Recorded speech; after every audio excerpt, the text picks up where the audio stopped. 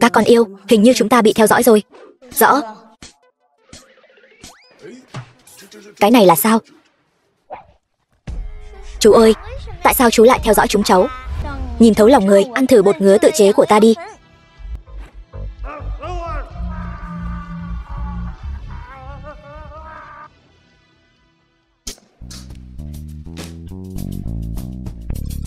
Nam Tiểu Phong, con cả thiên tài hacker. Mẹ, con tìm được địa chỉ IP của hắn rồi. Tiểu Phong.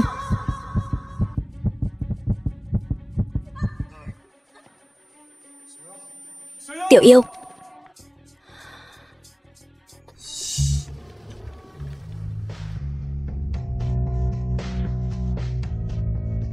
Phòng phẫu thuật.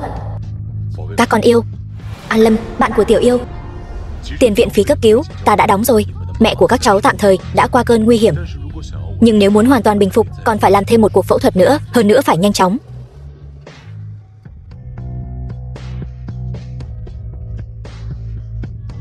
Mẹ sẽ không chầu trời chứ? Không được khóc, đừng nói bậy. Mẹ sẽ không chầu trời đâu. Nhưng đại ca, mẹ đã nói, chúng ta không thể tùy tiện nợ người khác. Nợ tiền hay nợ tình đều không tốt. Tiền bạc ấy đương nhiên là phải do kẻ hại người trả. Rốt cuộc là ai đã hãm hại mẹ? Đáng hận quá. Tra ra IP của người đó rồi. Ở bên cạnh ba. Ý của đại ca là chúng ta phải trở về bên cạnh ba, kiếm tiền thuốc men, tìm ra kẻ đã hãm hại mẹ. Không sai, đối phương muốn cả nhà chúng ta phải trâu chơi. Chúng ta nhất định phải cho bọn chúng biết thế nào là tự rước họa vào thân. Đại ca, bây giờ chúng ta phải làm gì? Khởi động kế hoạch A. Tiểu Vũ, em lập tức lên đường về nước, làm đảo lộn cuộc sống của gã đàn ông tồi kia, khiến hắn không rảnh quản lý công ty. Vâng, đại ca. Trong nước, thành phố mờ. Ba thối tha, dám làm mẹ buồn bực, tôi sẽ trút giận lên người ông. Tôi thật là lợi hại. Lục tổng, lốp xe bị thủng rồi. Chuyện gì vậy? Tôi đi kiểm tra xem sao.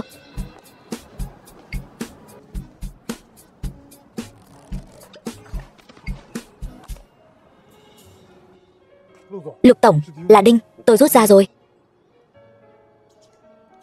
Đi kiểm tra camera giám sát, tôi đi kiểm tra ngay đây.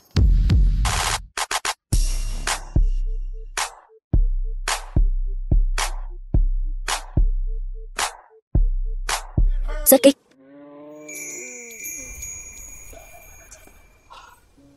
Ai vậy? Cha Nam.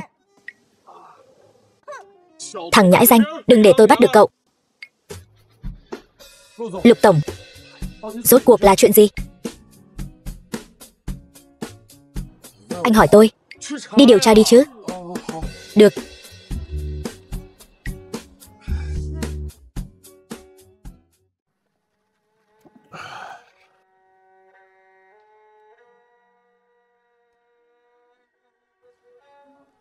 Bác sĩ, tình hình của Lục tổng thế nào rồi? Là vỡ vụn xương. Nghiêm trọng vậy sao? Tình huống này phải nghỉ ngơi ít nhất 8 tuần trở lên. Lục tổng, có phải ngài bị người ta tấn công không? Bị ngã. Ngã đến vỡ vụn xương. Tuyệt. Cái gì? Mạng công ty bị hack. Lục tổng, ngài xem này. Bọn chúng to gan thật đấy. Cậu là ai? Muốn khôi phục mạng, đưa ra 300 triệu. Mỗi người chúng tôi 100 triệu tiền nuôi dưỡng rẻ cho ông rồi. Còn do dự nữa thì tôi không đảm bảo tay tôi không run đâu. Được. 300 triệu, khôi phục mạng ngay. Tiền vào tài khoản tự khắc sẽ khôi phục. Thông báo cho bộ phận tài vụ của công ty chuyển 300 triệu vào tài khoản này. Nhanh. Đã tìm được camera giám sát chưa? Tìm được rồi. Là một cậu bé.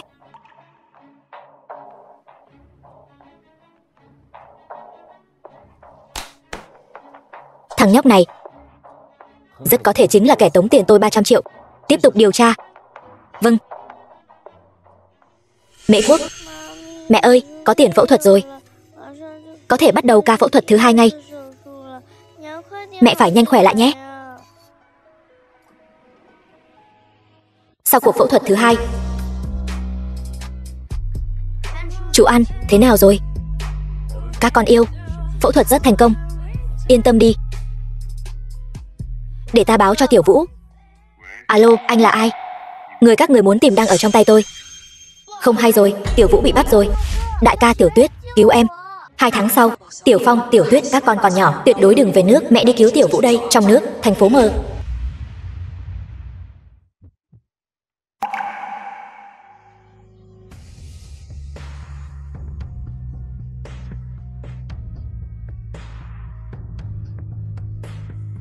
Là cô. Tôi không phải, anh nhận nhầm người rồi.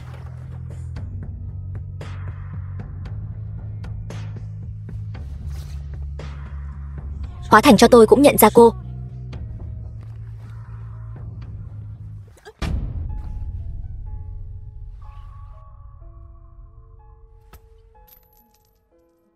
Lâm Lãng, đưa cô ta về nhà cho tôi.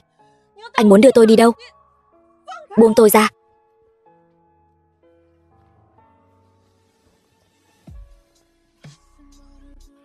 Năm đó dám ngủ xong rồi bỏ chạy. Hôm nay sẽ khiến cô trả giá. 6 năm trước tôi cũng bị người ta hãm hại mà. Lúc đó bị người ta bỏ thuốc.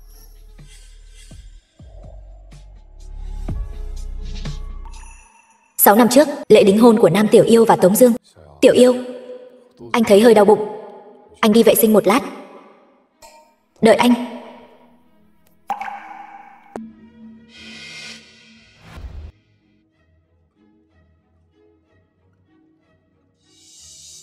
Tỷ tỷ, chúc mừng đính hôn.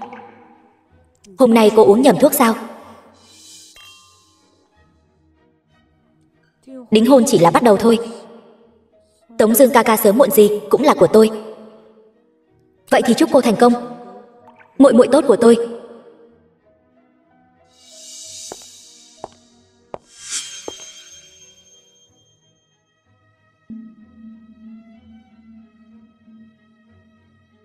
Nam Nguyệt, em gái của Nam Tiểu Yêu.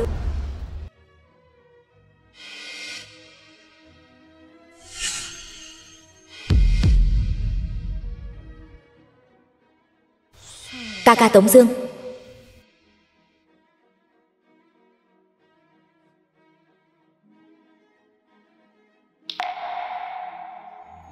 Nói ra thì tôi cũng coi như là nạn nhân. Cho nên cô coi tôi là thuốc giải, sau đó coi tôi là trai bao mà sỉ nhục, đúng không? Người đàn bà quỷ kế đa đoan. Nói, còn có chuyện gì giấu tôi?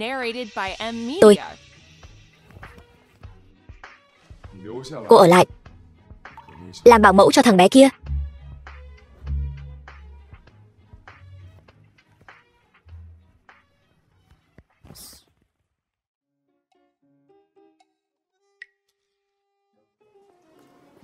Ông ơi, cháu đói quá. Làm ơn làm phước cho cháu chút gì ăn đi. 3 tiếng rồi. Không, 3 ngày chưa được ăn gì rồi. Lão Lưu, xem đứa bé này. Lục lão gia tử, giống hệt Lục Vân Thâm hồi nhỏ. Đúng vậy, giống cực kỳ. Thả bắt nhầm, còn hơn bỏ sót. Bây giờ tôi sẽ gọi điện thoại bảo Vân Thâm về làm giám định huyết thống ngay. Mẹ của con là ai? Mẹ của con là Vân Thâm. Con xem đứa bé này có phải giống con hồi nhỏ y như đúc không? Hay là làm giám định huyết thống đi. Ai cũng xứng làm giám định huyết thống với con sao? Huyết mạch nhà họ Lục chúng ta tuyệt đối không thể có một chút nào lưu lạc bên ngoài được. Cháu bé, cháu có bằng lòng làm giám định huyết thống không? Để cháu suy nghĩ đã. Mẹ con tìm được ông cố rồi. Nam Tiểu Tuyết, con dám tự ý đi tìm ông cố của con. Con có biết bọn họ sẽ cướp con khỏi tay mẹ không? Chúng con là con của nhà họ Lục, đương nhiên là nên để bọn họ nuôi dưỡng rồi. Con mau tìm lý do rồi đi đi. Chỗ cũ gặp nhau, bọn họ muốn làm giám định huyết thống cho con rồi. Tuyệt đối không được để họ làm giám định huyết thống, nếu không thì con sẽ không có mẹ đâu. Vậy thì con phải nhanh chóng chạy thôi. Mộng Giao, con đang làm gì vậy? Đứa bé này, cho dù là của Vân Thâm, cũng không ảnh hưởng đến hôn ước của hai con. Để ta nuôi. Ông ơi, ông xem ông chắc chắn là hiểu lầm rồi. Đứa bé này đáng yêu như vậy, con thích còn không kịp nữa là. Biết là tốt. Nói cho mày biết, đồ con hoang, mau chóng từ đâu đến thì về đó đi, nếu không thì kết cục cũng giống như mẹ mày, thứ hạ tiện. Là bà hại mẹ tôi trước. Ông ơi, cháu bằng lòng làm giám định huyết thống. Tôi mặc kệ anh dùng biện pháp gì. Tóm lại, nhất định phải ngăn cản cho tôi. Vâng, bây giờ chúng ta sẽ đánh cháo.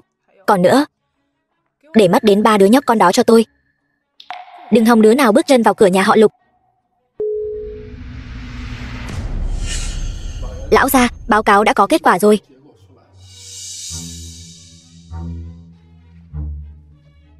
Vân Thâm, lại đây, con mau lại mở ra xem.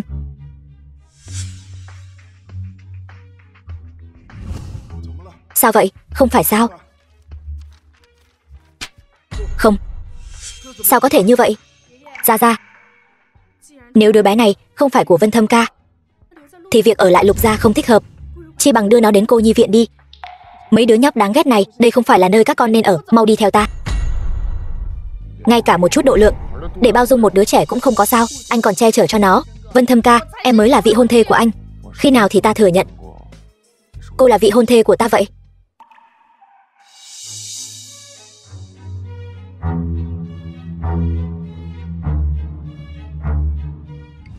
Bây giờ thế nào rồi? Có an toàn không? Ông cố đã làm giám định cho em và ba. Em nghi ngờ đã bị người phụ nữ xấu kia tráo đổi. Đừng sợ, đừng quên ta đã đặc biệt tìm người lén lấy tóc của ba, còn làm cho mỗi người một bản giám định huyết thống. Đúng rồi, may mà chúng ta đã giữ lại đường lui, trong khi đảm bảo an toàn cho bản thân. Phải giữ quan hệ tốt với người Lục gia.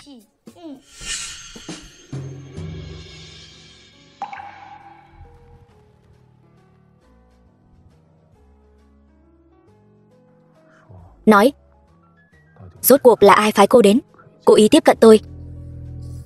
Nửa đêm canh ba không ngủ, lại lên cơn điên gì vậy?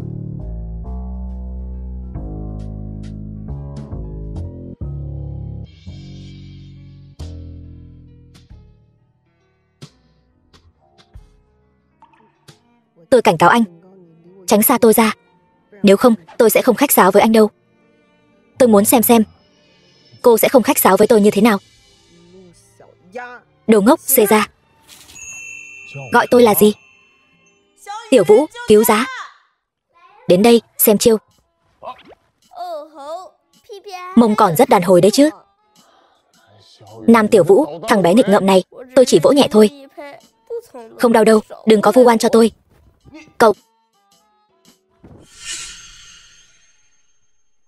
Nam Tiểu Yêu, đây là đứa con mà cô mang đến đấy sao?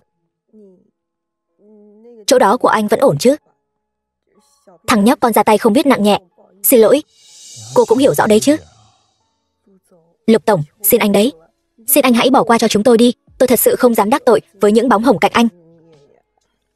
Bên cạnh tôi không có bóng hồng vây quanh. Anh không cần phải giải thích với chúng tôi. Tôi chỉ là không muốn có bất kỳ quan hệ gì với anh. Bởi vì chỉ cần tiếp xúc với anh, chúng tôi sẽ gặp phải rắc rối lớn. Tôi vất vả lắm mới tìm được cô. Muốn đi? Không dễ đâu. Ngoan ngoãn ở lại đi.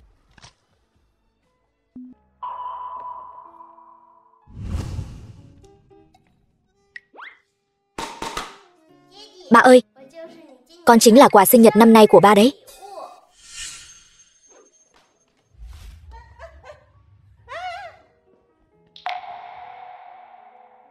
Cậu ta chính là đứa con 6 năm trước mà cô đã lén sinh ra đấy phải không? Nam Tiểu Vũ, con hại mẹ rồi. Mẹ người xấu sắp cướp mất ba rồi. Nói chuyện đi. Đó chỉ là một tai nạn thôi.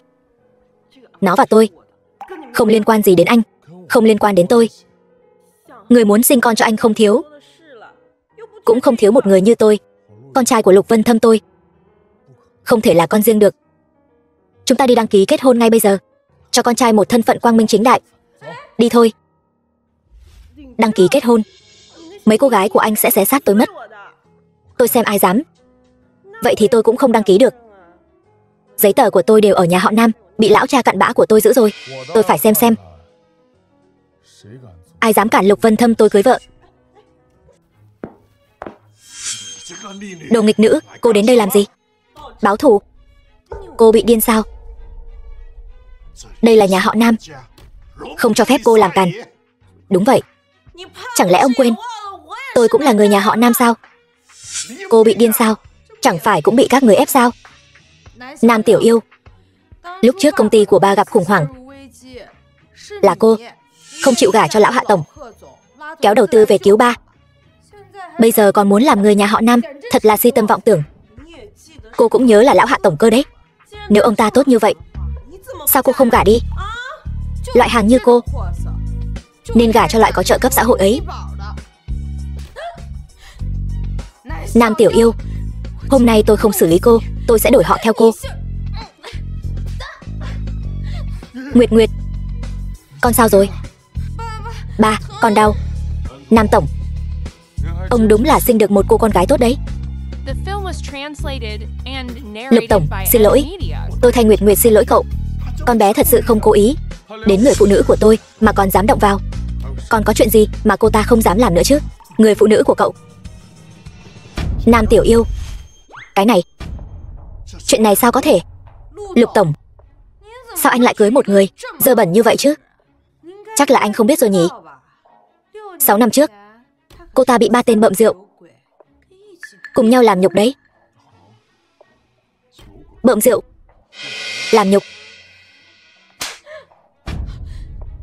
Nam Tiểu Yêu, lại đánh tôi. Chuyện năm đó mà cô còn dám nhắc lại.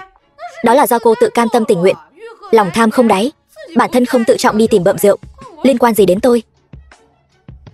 Thật là bất hạnh cho gia môn. Mặt mũi nhà họ Nam chúng ta đều bị cô làm mất hết rồi. Tôi không có đứa con gái như cô. Ông tin Nam Nguyệt mà không tin tôi. Rõ ràng là cô ta hại tôi. Hơn nữa, lúc đó cô ta còn cùng Tống. Trứng không nứt thì ruồi không đậu. Nếu cô không có tâm đó, tại sao cô ta không hại người khác, lại còn làm hại cô? Đúng vậy. Nam An, tôi thật sự cảm thấy mẹ tôi không đáng khi gả cho loại người như ông. Lục Vân Thâm, anh tin tôi hay tin cô ta? Tôi tin vào những gì chính mình đã trải qua. Cảm ơn anh. Cũng may lúc đó là anh đi lấy giấy tờ. Tôi xem ai dám cản.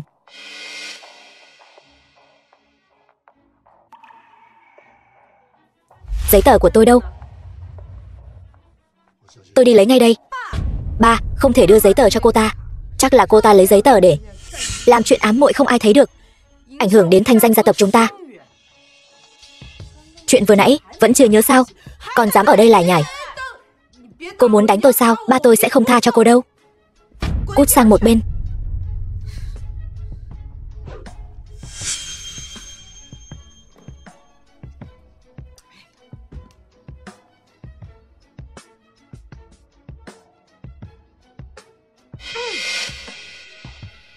Alo, anh Tống Dương. Anh phải giúp em. Gì cơ?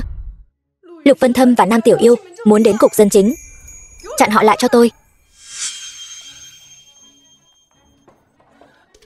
Vân Thâm, anh muốn cưới người phụ nữ này sao? Đúng vậy, em mới là vị hôn thê của anh. Cô ấy là vị hôn thê của anh. Anh có vị hôn thê. Đều là do gia đình sắp đặt. Tôi chưa bao giờ đồng ý. Vân Thâm, em không cho phép anh cưới người phụ nữ khác. Tiểu Yêu, anh sai rồi. Chúng ta làm hòa đi. Năm đó là do anh bất đắc dĩ. Em đã bị tên say rượu kia làm như vậy. Hơn nữa còn không được sủng ái. Anh chỉ có thể chọn Nam Nguyệt thôi. Nhưng người anh yêu nhất vẫn là em. Tôi bị tên say rượu kia làm gì? Anh nói rõ cho tôi xem nào. Anh và Nam Nguyệt bắt đầu từ khi nào? Chẳng lẽ trong lòng anh không rõ sao? Lúc trước đại tiểu thư nhà họ Nam bị tên say rượu làm nhơ nhuốc. Chuyện này đồn ầm lên. Chẳng lẽ em không biết sao? Lúc trước tôi thật mù mắt. Tôi nói cho cô biết, chỉ dựa vào thân tàn ma dại của cô còn muốn lừa hôn. Bớt ảo tưởng đi. Có tôi ở đây, cô chỉ có thể yêu tôi. Câm miệng.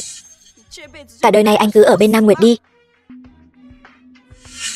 Vân Thâm, anh nghe thấy hết rồi chứ? Cô ta là loại người gì? Cô ta căn bản không xứng với anh.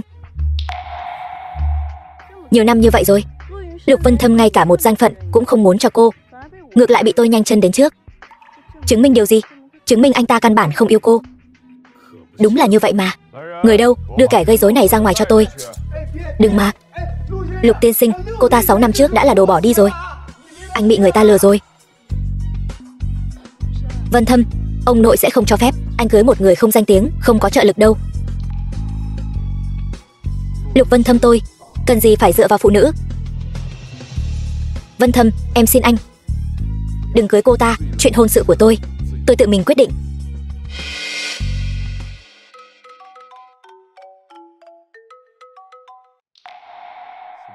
Cái gì? Ông nội bệnh rồi? Được, tôi về ngay. Vân Thâm, chúng ta về thăm ông nội trước đi. Nam Tiểu Yêu, theo tôi về Lục gia.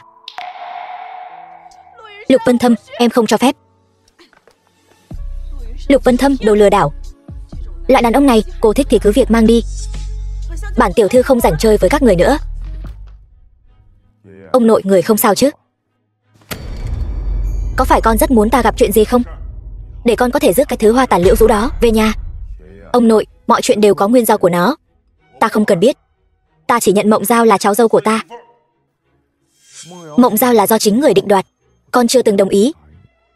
Nói như vậy, con vì một người ngoài mà muốn tạo phản với ta sao? Tiểu Yêu không phải người ngoài. Rốt cuộc người đàn bà đó đã cho con uống thuốc mê gì vậy? Tiệc đính hôn của con và Mộng Giao ta quyết định tổ chức vào ngày mồng 8 tháng sau. Còn 10 ngày nữa. Mau đi chuẩn bị đi. Con không cưới. Con cưới cũng phải cưới. Không muốn cưới cũng phải cưới cho ta. Không hay rồi. Tiểu Tuyết mất tích rồi. Đang yên đang lành, sao có thể mất tích được chứ? Các người làm ăn kiểu gì vậy? Đào 3 thước đất lên cũng phải tìm người cho ra. Con nhỏ diễn kịch rơi vào tay ta rồi. Xem mày còn làm càn thế nào.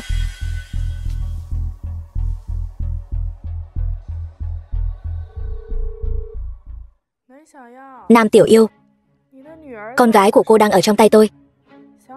Muốn nó sống sót thì mau cút khỏi Giang Thành cho tôi. Hứa Mộng Giao, cô mau trả Tiểu Tuyết lại cho tôi.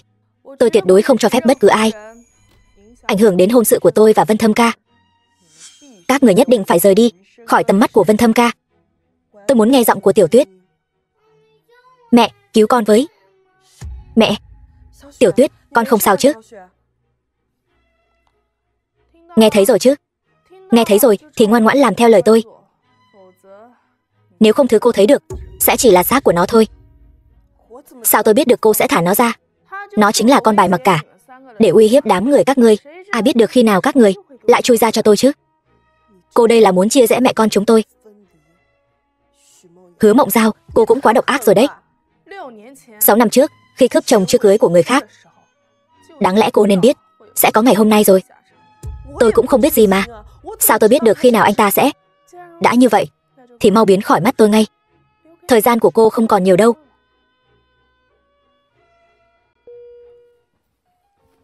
Mẹ sao vậy? Tiểu Vũ, chúng ta đến Mỹ tìm anh trai con nhé. Sau đó sẽ không bao giờ quay lại nơi này nữa. Vậy Tiểu Yêu và ba thì sao? Sau khi về nước, mẹ sẽ công bố quan hệ ba con, giữa ba con và Tiểu Tuyết. Đến lúc đó ba con nhất định sẽ chăm sóc tốt cho em ấy. Con không đi, con khó khăn lắm mới nhận lại được ba. Cũng không thể để Tiểu Yêu gặp nguy hiểm được. Khó quá. Sao lại khóc nữa rồi? Đứa trẻ này rốt cuộc giống ai vậy chứ? Ba ơi, ba và mẹ cãi nhau sao? Đúng, ba gọi cho mẹ con hơn chục cuộc mà không thấy bắt máy. Mẹ không cần ba nữa rồi. Ý gì? Mẹ định dẫn con bỏ trốn rồi. Cái gì? Con đàn bà muốn trầu trời này. Tiểu Vũ, con cứ giữ chân cô ấy đã. Được.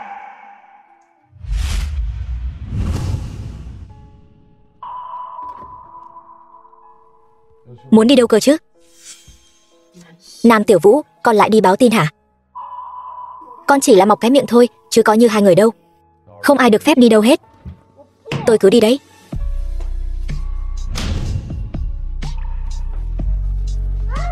Lục Vân Thâm, anh buông tôi ra. Đồ cha nam bắt cá hai tay. Anh buông tôi ra. Lâm Lãng, đưa Tiểu Vũ lên.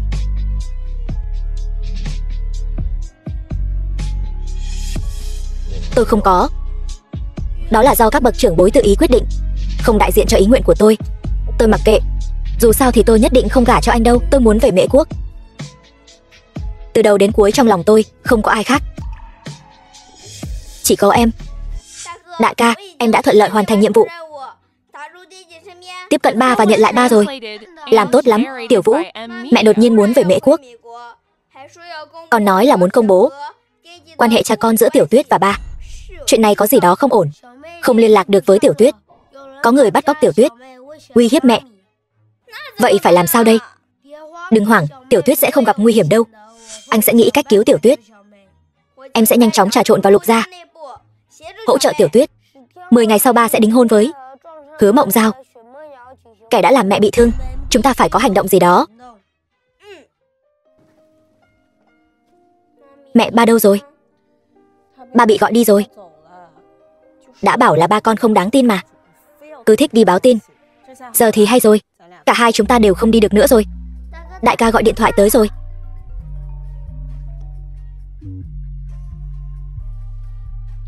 Mẹ không cần phải về Mễ Quốc đâu, Tiểu Tuyết sẽ không sao đâu. Chuyện này giao cho con đi. Tiểu Phong, con định làm gì vậy?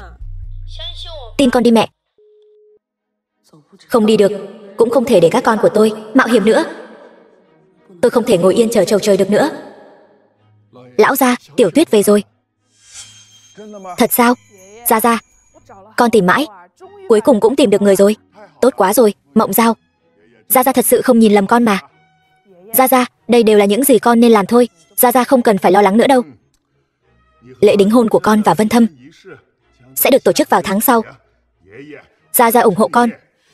Thật sao? Gia Gia, cảm ơn Gia Gia. Vậy thì con xin phép đưa con bé về phòng trước. Được. Ca ca Tống Dương, anh nhất định phải giúp em đó. Nếu cô ta thật sự gả vào Lục gia hiển hách, chắc chắn sẽ đối phó chúng ta. Chúng ta phải ra tay trước mới được. Cô ta không gả được đâu. Hứa Mộng Giao không phải là một người dễ đối phó. Hứa Mộng Giao, vị hôn thê của Lục Vân Thâm. Vậy thì em phải gặp cô ta một phen mới được.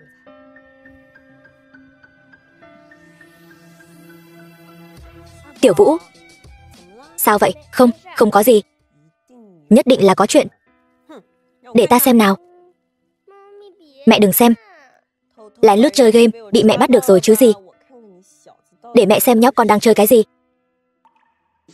Lục Hứa hai nhà liên hôn. Lục Vân Thâm. Tốt lắm, tốt lắm. Mẹ cứ tin ba một lần đi, ba nhất định có nỗi khổ riêng. Ta biết ngay mà, hắn vẫn là cưới người khác. Mẹ giận sao? Tiểu Vũ, mẹ làm sao có thể vì một người đàn ông mà tức giận chứ? Không đến mức đó đâu. Nhưng mà bây giờ em gái con vẫn còn ở trong tay bọn họ. Chúng ta không thể ngồi yên chờ chầu trời được nữa. Mẹ, em gái đã thoát khỏi nguy hiểm. Thật sao? Tiểu Phong, con giỏi quá đi. Con còn chưa kịp động thủ là Hứa Mộng Giao tự mình đưa về. Cái con Hứa Mộng Giao này, rốt cuộc cô ta đang có mưu kế gì vậy? Em gái rất có thể là vũ khí quan trọng để Hứa Mộng Giao lấy lòng ông cố, thúc đẩy kết hôn. Lại dám lợi dụng con của ta, thật sự là quá đáng.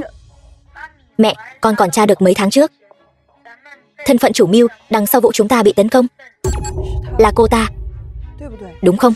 Quả nhiên là cô ta. Tiểu Vũ, Tiểu Vũ, tỉnh lại đi. Mẹ sao vậy? Bọn họ thật sự là quá đáng rồi. Mẹ vài ngày nữa dẫn con đi làm một vố lớn, chấn động toàn thành.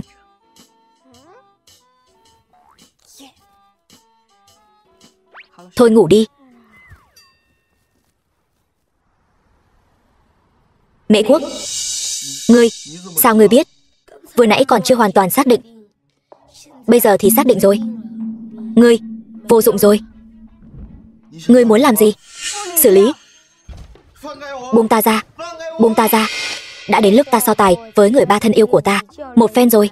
Tôi giúp anh tìm người tống tiền anh 300 triệu thì anh trả bao nhiêu? Tìm được người thì muốn bao nhiêu tôi cũng trả. Kinh Vương sao, thật ngông cuồng. Tôi không cần tiền. Cậu muốn gì? Tôi muốn anh hủy bỏ lễ đính hôn.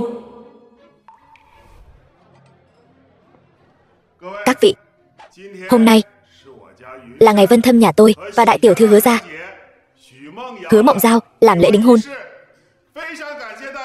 Rất cảm ơn mọi người đã đến tham dự. Tôi không đồng ý.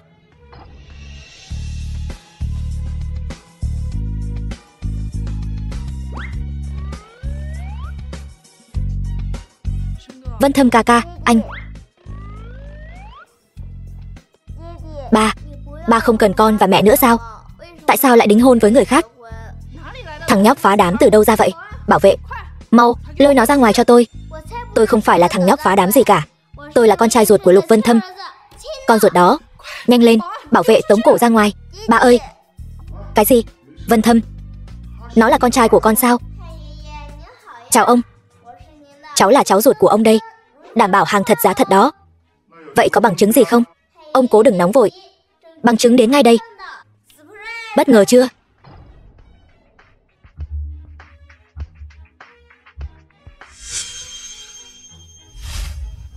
Cô là ai? Tôi là đại tiểu thư Nam gia, Nam Tiểu Yêu. Hôm nay đến đây là muốn tặng cho mọi người một món quà lớn. Chúng tôi không ai quen cô cả. Thiệp mời đâu? Xin cô đưa thiệp mời ra đây. Không quen biết thì không được tham gia tiệc đính hôn của nhà các người sao? Đây là đạo đại khách của Hứa gia sao? Huống chi tôi đến đây là có một món quà lớn muốn mang đến. Cô chưa đi sao? Cô đừng quên, con gái cô vẫn còn nằm trong tay tôi. Khôn hồn thì cút ngay cho tôi. Sao cô không nói luôn chuyện cô phái người truy sát tôi đi? Cái gì? Cô phái người truy sát cô ta? Không có, chồng ơi, anh tuyệt đối đừng nghe cô ta nói bậy. Em căn bản không quen cô ta. Sao có thể hại cô ta được chứ? Thật sao? Ba, người này lai lịch bất minh, chắc chắn là đến gây rối. Không thể chậm trễ giờ lành được. Mau tống cổ cô ta ra ngoài. Hứa đại tiểu thư, người phụ nữ này vô liêm sỉ. Trong tiệc đính hôn với Tống Dương ca ca, tư thông cuồng loạn. Nam gia chúng tôi coi việc có đứa con gái như vậy là nỗi ô nhục. Câm miệng. Một đứa con riêng. Đến lượt cô nói sao? Nam Tiểu Yêu, cô lại đánh tôi. Người đâu, mau tống cổ người phụ nữ này ra ngoài cho tôi. Vân Thâm, Mộng Giao mới là vợ con, mới là người con nên bảo vệ. Lục gia gia, lần này cháu đến là muốn gửi đến ông một món quà lớn. Nha đầu Nam gia, đắc tội Hứa gia cũng chẳng có kết cục tốt đẹp gì đâu. Cô nên suy nghĩ kỹ càng đấy. 3 tháng trước cháu bị người ta bắt cóc. Đây chính là bằng chứng. Vậy thì có liên quan gì đến Hứa gia chúng tôi? Nghe cô ta làm gì? Cô ta chỉ là một kẻ điên thôi. Chỉ bằng lời nói một phía của một kẻ lai lịch bất minh thì có thể chứng minh được điều gì? Đừng vội, chẳng phải các người còn chưa xem camera giám sát sao? Dùng con gái tôi đổi lấy chiếc USB trong tay tôi. Đáng lẽ tôi nên lấy mạng nó, nhổ cỏ tận gốc. Cô không dám. Cô uy hiếp tôi bởi vì nó là con gái của Lục Vân Thâm. Được, tôi trả con nhỏ đó lại cho cô. Đưa USB đây cho tôi. Đứa bé này thật sự là con của con sao? Phải. Đây là giấy giám định quan hệ cha con. Tốt quá. Lục gia có cháu rồi, nhất định phải nhận tổ quy tông. Đứa bé đáng yêu như vậy, sao con không nói sớm với ta, Vân Thâm? Bởi vì ta không đồng ý. Lục gia gia, Nam Tiểu Vũ, con gấp gáp nhận tổ quy tông làm gì? Cô nói cái gì? Ngay cả cháu trai tôi mà cô còn chê. Loại phụ nữ này không cần cũng được. Ông không thích mẹ con sao? Vậy thì con cũng không nhận các người. Thằng nhóc danh này đúng là giống ta. Ông nội, có thể hủy bỏ lễ đính hôn được rồi chứ? Tùy con. Ta già rồi, không quản được các con nữa. Lục gia chúng ta 3 đời đơn truyền, bây giờ đã có người nối dõi rồi. Ta còn sốt ruột cái gì nữa chứ? Ta tuyên bố hôn ước giữa Lục gia và Hứa gia chính thức hủy bỏ. Cháu không đồng ý ông nội. Thông gia, Lục gia các người là danh môn vọng tộc trăm năm. Ông lật lọng như vậy, uy tín ở đâu? Lục gia sẽ nhượng bộ, bồi thường cho Hứa gia. Về mặt hợp tác khác, Hơn nữa, ta cũng không quản được ý nguyện của người trẻ tuổi. Vân Thâm, mau dẫn Tiểu Vũ lên đây đi. Hủy hôn ước của tôi. Cô hài lòng rồi chứ? Đây chỉ là một chút giá phải trả cho việc cô thuê sát thủ làm tôi bị thương. Cô muốn gả cho Lục Vân Thâm? Đương nhiên là tôi không muốn rồi. Xem như cô biết điều. Chỉ cần có tôi ở đây, cả đời này đừng hòng ở bên nhau. Ai thèm. Tốt nhất là cô mau chóng mang theo cái đám con hoang của cô cút ra khỏi đây cho tôi. Cô đấu không lại Hứa ra đâu. Phá hủy lễ đính hôn của anh. Thật ngại quá đi.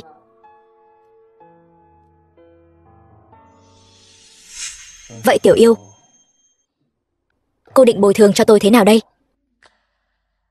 Anh muốn tôi bồi thường cho anh thế nào? Chìa khóa của tôi ở trong nhà vệ sinh. Hay là cô định lấy thân báo đáp? Tự mình đi lấy đi. Tôi vừa đánh nhau bị trẹo gân chân, không tiện. Vậy anh giúp tôi canh chừng.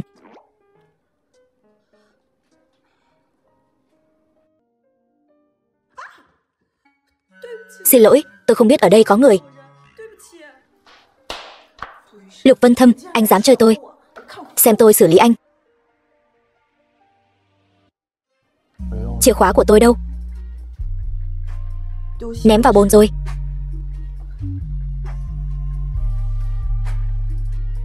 Xem ra rất không thành thật. Cần tôi khám người không?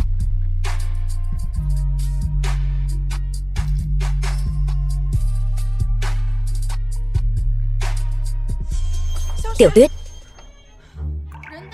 người mang đến rồi, đồ đâu? Nhớ kỹ những gì cô đã hứa với tôi. Mau chóng mang theo 3 đứa con hoang của cô rời khỏi anh Vân Thâm đi. Tiểu Vũ đang ở Lục gia. Tôi không có cách nào đưa thằng bé ra ngoài được. Cô đúng là lòng lang dạ sói, để lại một đứa con trai ở Lục gia để tranh giành tài sản sao? Tôi căn bản không hề nghĩ như vậy.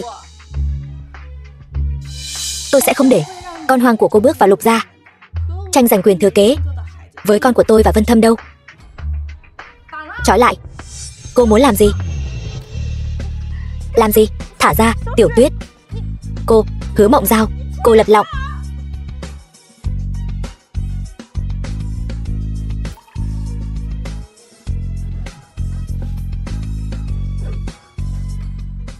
Báo cáo xét nghiệm quan hệ huyết thống. Nam Tiểu Tuyết là con của tôi. Quản gia, Nam Tiểu Tuyết còn ở nhà không? Tiểu Tuyết bị đưa đến khu vui chơi rồi. Bị ai đưa đi? Cô Hứa Mộng Giao. Hỏng rồi, mau tìm về. Còn nữa, để mắt đến Nam Tiểu Vũ. Nam Tiểu Yêu, tôi sẽ không để cô mang Nam Tiểu Tuyết đi đâu. Hứa Mộng Giao, cô lật lọng. Tôi đây gọi là trừ khử hậu họa. Nam Tiểu Yêu, đi châu Phi, không có hộ chiếu. Xem cô lấy gì mà tranh với tôi. Cô muốn làm gì Tiểu Tuyết? Một nhà thì phải đầy đủ. Yên tâm, nó sẽ đến bầu bạn với các người thôi. Mau, trói lên xe cho tôi.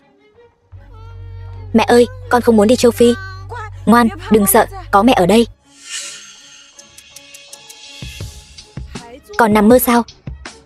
Tôi nói cho các người biết, đến châu Phi, lạnh thì mặc vỏ cây, đói thì ăn bánh đất, còn phải mắc bệnh bẩn nữa chứ. Câm miệng. Cô dọa trẻ con thì giỏi giang gì? Lúc đầu bảo cô đi, cô không đi. Bây giờ dù cô có cầu xin tôi cũng muộn rồi. Lục Vân Thâm, thả người. Vân Thâm ca, anh càng bênh vực bọn họ, tôi càng không bỏ qua. Vân Thâm ca, tôi yêu anh 10 mấy năm trời. Tôi sinh ra đã là vợ của anh. Dựa vào cái gì mà đối xử với tôi như vậy? Hứa Mộng Giao, cô đừng ép tôi. Là anh hủy hôn trước, khiến tôi trở thành trò cười. Anh không để tôi sống yên. Vậy thì tôi sẽ cùng bọn họ cá mất lưới rách. Hứa Mộng Giao, tôi cho cô cơ hội cuối cùng. Cô có thả người không? Tôi muốn bọn họ phải trầu trời. Không, tôi muốn bọn họ đến châu Phi, sống không bằng mất mạng.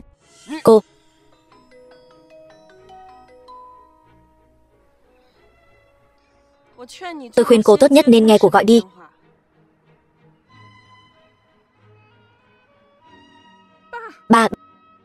Ba làm sao vậy? Bệnh cũ của ba cô tái phát, hôn mê bất tỉnh. Bây giờ thuốc có thể làm dịu ông ấy chỉ có công ty dược phẩm tôi đầu tư ở nước ngoài mới có. Cô lại dùng tính mạng của ba uy hiếp tôi. Tiểu Phong và Tiểu Vũ làm tốt lắm. Thảo nào lúc trước nói đi nước ngoài là đi ngay, hóa ra còn có cả công ty dược phẩm. Tôi đã nói rồi, cô không đấu lại được cô ta đâu. Dựa vào cái gì? Dựa vào cái gì? Tôi không cam tâm. Coi như cô gặp may, đừng để tôi có được cơ hội. Nếu không thì tôi muốn cô sống không bằng mất mạng. Được, coi như cô giỏi, được chưa?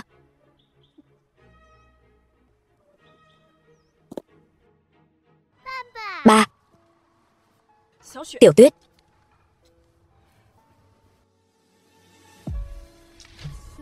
Đừng chạm vào tôi.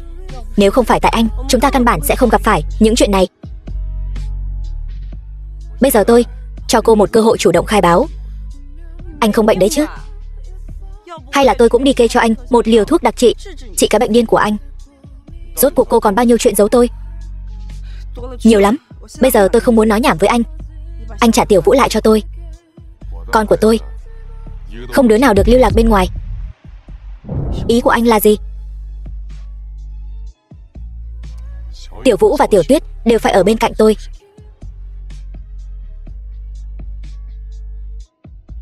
Bao gồm cả cô. Còn không biết sai sao? Tôi nghe không hiểu anh đang nói gì. Nam Tiểu Yêu, tôi đã cho cô vô số cơ hội để thành thật, nhưng cô hết lần này đến lần khác lừa dối tôi. Vui lắm sao? Thành thật cái gì? Tiểu Vũ hay là Tiểu Tuyết? Hay là công việc, sản nghiệp của tôi? Hay là tôi nên xử lý những cô em vây quanh anh? Những chuyện này không phải là chuyện mà Lục Tổng Anh nên để ý đến, đúng không? Thứ anh để ý từ trước đến nay chỉ có tôi có nghe lời anh hay không, tôi có thuận theo anh hay không mà thôi. Thứ tôi để ý từ trước đến nay vẫn luôn là cô, Nam Tiểu Yêu. Được, anh để ý tôi. Anh rõ ràng có vị hôn thê, còn dây dưa không rõ với bọn họ, còn mặc kệ bọn họ làm tổn thương tôi. Nếu như tôi không có năng lực, không có đầu óc, thuận theo anh, thỏa mãn dục vọng chiếm hữu kỳ quái của anh, vậy thì kết cục của tôi sẽ là gì? Cô không trả lời được, đúng không? Kết cục chính là tôi thuận theo anh, tôi nghe lời anh. Sau đó anh rất nhanh sẽ cảm thấy tôi vô vị. Anh rất nhanh sẽ chán ghét tôi. Sau đó tôi sẽ bị những người phụ nữ bên cạnh anh, giống như hôm nay, lấy mạng tôi. Nam Tiểu Yêu, cô có thể đừng có ép người quá đáng như vậy không?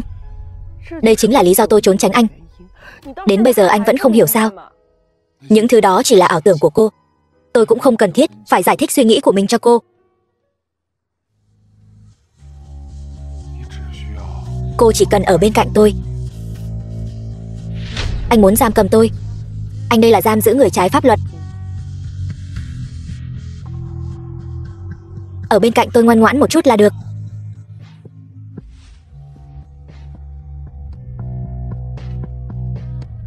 Tôi không phải là thú cưng của anh. Vân Thâm, mẹ của mấy đứa bé đâu? Đã sinh con nối dõi cho Lục gia chúng ta, vậy thì chính là đại công thần của Lục gia. Lục gia chúng ta tuyệt đối không thể bạc đãi công thần được. Chúng ta muốn cho người ta còn chưa chắc đã cần đâu. Tính cách này rất thú vị đấy. Đại thiếu gia, phu nhân lên hot rất rồi. Lên hot rất rồi. Video Nam Tiểu Yêu say khướt bị lộ ra. Lại có người dám hãm hại mẹ của mình. Chán sống rồi sao? Tôi phải điều tra xem rốt cuộc là ai làm. Lục tổng, Nam tiểu thư lên hot rất rồi. Chuyện gì vậy? Anh cứ xem đi. Không cần để ý đến cô ta. Chỉ sợ cứ để mặc nó phát triển sẽ bất lợi cho danh tiếng của Nam tiểu thư. Tôi còn sợ cô ta làm không đủ lớn ấy chứ. Em gái, mẹ bị người ta hãm hại. Anh Tiểu Vũ, anh lại khóc rồi. Chúng ta không thể trơ mắt nhìn được. Vậy bây giờ chúng ta có thể làm gì đây? Tìm ba giúp mẹ làm sáng tỏ. Chỉ sợ là mẹ tự mình không muốn cúi đầu trước ba. Em quá hiểu hai người lớn này rồi. Cả hai đều là những kẻ đáng thương, thiếu cảm giác an toàn. Đúng vậy. Anh đã từng thấy trong một cuốn sách ở nhà ông. Đây là bóng ma tâm lý do gia đình gây ra. Bây giờ chính là mẹ cảm thấy ba không thể cho chúng ta cảm giác an toàn. Ba có một cái miệng, nhưng lại không biết nói. Đúng vậy, ba chỉ biết dùng cách của mình để giam cầm mẹ. Đồ cứng đầu, cho nên vấn đề gốc rễ giữa hai người họ không được giải quyết, thì sẽ luôn có kẻ xấu thừa cơ mà vào thôi. Vậy còn chuyện hot search thì sao? Ông Cố. Vân Thâm, cháu và Nam Tiểu Yêu, rốt cuộc là có chuyện gì vậy? Ông nội, cô ấy trong sạch. Cháu là do ông nuôi lớn từ nhỏ. Tính cách cháu thế nào, ông không biết sao? Loại phụ nữ không biết giữ mình, cháu căn bản là không đụng vào. 6 năm trước, đại tiểu thư Nam gia bị con gái riêng hãm hại. Cháu vừa hay đi nhầm phòng, gặp được cô ấy, cho nên mới. Ý ta là, sao cháu không đối xử tốt với người ta, không xử lý tốt những cô anh yến bên cạnh cháu? Ông nội, sao ông đột nhiên?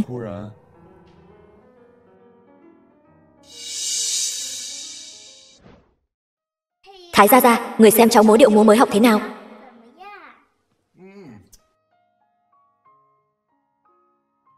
Múa đẹp quá.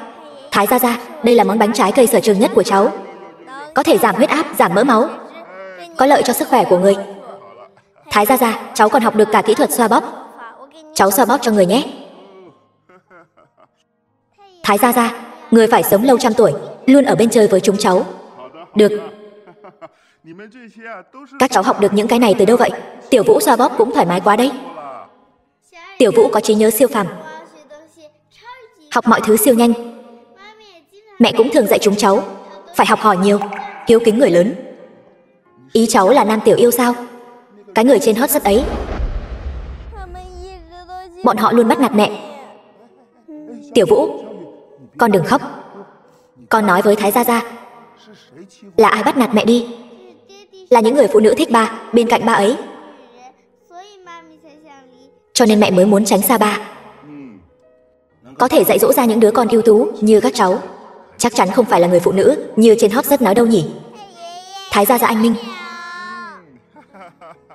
Giải trí đại chủy, mọi người ơi, sự kiện Nam Tiểu Yêu có chuyển biến. Lục tổng, tài khoản tập đoàn và tài khoản cá nhân của ngài đều đã đăng nội dung làm rõ cho Nam Tiểu Thư.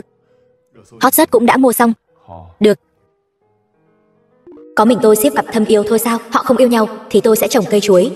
Tay anh làm cái gì mà loạn xạ thế hả? Tay run. Tin anh mới sợ. Con cái đều sinh ra rồi, còn không cho người ta ghép đôi sao? Tôi chỉ là mẹ thôi, từ chối làm vợ nhé. Tôi cho cô thêm một cơ hội nữa để sắp xếp lại lời nói. Tôi cho anh thêm cơ hội để chỉnh đốn lại thái độ. Thái độ của tôi làm sao? Đồ đàn ông thẳng đuột. Đây là kết quả biểu hiện mà cô cho tôi đấy sao? Hứa đại tiểu thư, cô không trông chừng vị hôn phu của mình cho kỹ, tôi có thể làm gì chứ? Cô đây là đang xem tôi là trò cười đấy sao? Hứa đại tiểu thư bớt giận. Mục tiêu của chúng ta bây giờ là có chung kẻ thù. Sẽ còn có cơ hội thôi. Còn dám giở trò với tôi. Xử lý Nam gia dễ như xử lý một con kiến. Tôi quá hiểu đại tiểu thư Nam gia rồi. Cô ta lớn lên trong một gia đình mà mẹ ruột thì trâu chơi, lại không có ba thương. Nhà chúng tôi loạn như vậy, đôi khi ngay cả tôi cũng muốn yên tĩnh một chút, huống chi là người chị kia của tôi. Vậy thì sao? Vậy nên cô cảm thấy chúng ta nhúng tay vào cuộc sống của cô ta như vậy, cô ta sẽ đổ hết mọi nguyên nhân lên đầu ai đây?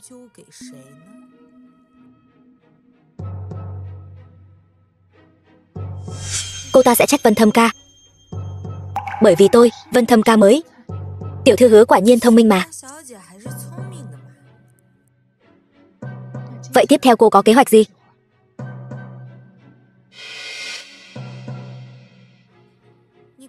Cô xem, chẳng phải cơ hội đang tự đưa đến tận cửa sao?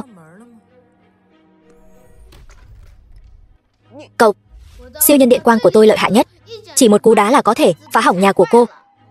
Xem ra là muốn ăn đòn rồi, thằng nhóc vô học. Tiểu Tuyết, con đừng kích động. Tính khí nóng nảy này của con giống ai vậy? Chỉ biết trốn trong lòng mẹ, đồ nhát gan. Đồ nhát gan vô dụng. Con nhà ai đây? Sao vậy? Có cần giúp gì không? Con nhà ai thế này? Tiểu Thụy, mẹ đến rồi đây. Ai bắt nạt con? Là cô ta, người phụ nữ xấu xa kia. Ai dám bắt nạt con trai tôi? Tiểu Tuyết, chúng ta đi thôi. Bắt nạt người xong còn muốn đi? Chỉ cô là cái người. Cô là ai ấy nhỉ? Đợi đã, đột nhiên quên mất. Cô làm gì vậy? Cô chính là Nam Tiểu Yêu. Trên mạng ồn ào huyên náo, là con nghiện rượu cuồng loạn. Đồ đàn bà chanh chua, cầm mồm cho tôi. Mắng ai đấy, thứ dơ bẩn kia. Đồ ở đây cô mua nổi không? Còn dám bắt nạt con trai tôi. Tiểu Thụy nói cho mẹ biết cô ta đã bắt nạt con như thế nào. Cô ta đánh Tiểu Thụy như thế này này. Chúng tôi căn bản không đánh nó, chính nó đã đẩy đổ đồ chơi xếp hình của chúng tôi. Tiện nhân nhà cô, còn dám cãi. Nào, mau đi kéo ra đi. Đừng có xen vào, cô ta là hội viên cao cấp của chúng ta. Chúng ta không đắc tội nổi đâu. Cô Tiểu Tuyết không sao chứ? Trông chừng Tiểu Tuyết cẩn thận. Đồ khốn kiếp, bắt nạt tôi thì thôi đi, cô còn dám bắt nạt con gái tôi. Cuối cùng cũng tìm được đại gia chống lưng rồi hả? Bán được giá hời lắm hả? Bà đây liều mạng với mày. Mẹ vừa mới hỏi tính nóng của con giống ai xong.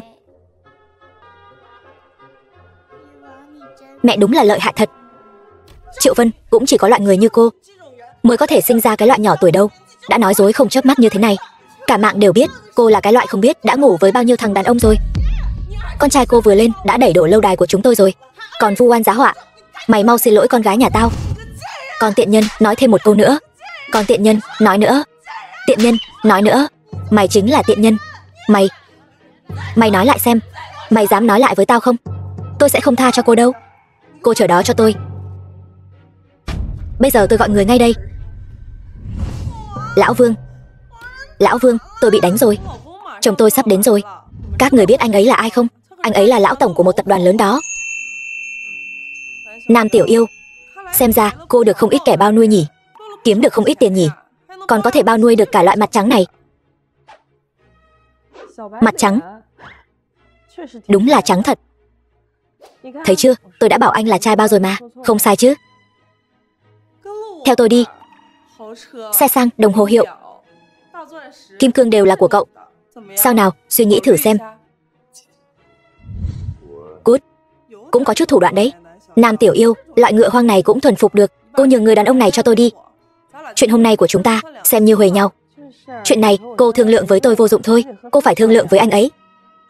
Thật sự xem tôi là trai bao rồi sao? Còn thương lượng với người phụ nữ này. Tại sao Nam Tiểu Yêu có thể gặp được người đàn ông như vậy, còn tôi lại gặp phải lão già vừa béo vừa xấu? Nhìn cái bộ dạng nghèo kiết xác của cô kia, loại đàn ông này cô giữ không được đâu. Cô là muốn nhường người đàn ông này cho tôi, hay là muốn đi ăn cơm tù? Theo cô ta có gì tốt? Cô ta chẳng phải cũng chỉ là ngực to hơn tôi một chút, mông cong hơn tôi một chút, eo nhỏ hơn tôi một chút. Chẳng lẽ là... Không chỉ là những thứ này, cô ta còn có rất nhiều tiền nữa đó. Người ta ở nước ngoài có một công ty dược phẩm siêu lớn đó. Cô ta có tiền, cô ta còn có thể tìm anh đòi tiền phẫu thuật nữa đó. Mẹ đem tất cả tiền đầu tư cho chú An, còn chưa thu hồi vốn nữa kia. Tiểu Tuyết, chú An là ai? Sao cô biết tôi cần khoản tiền phẫu thuật này? Cô là do cô ta phái đến. Các người thật là loạn.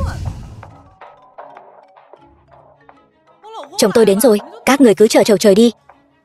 Lâm trợ lý, tôi đã gửi đến chỗ anh một bản kế hoạch. Anh bớt chút thời gian xem qua giúp tôi. Chồng, em ở đây, chuyện gì vậy? Anh nhất định phải làm chủ cho em đó chồng. Cô ta đánh con, còn đánh cả mẹ nữa. Dám đánh vợ và con tôi. Anh có biết tôi là ai không? Anh có biết tôi là ai không? Đồ trai bao, dám vanh vào trước mặt tôi.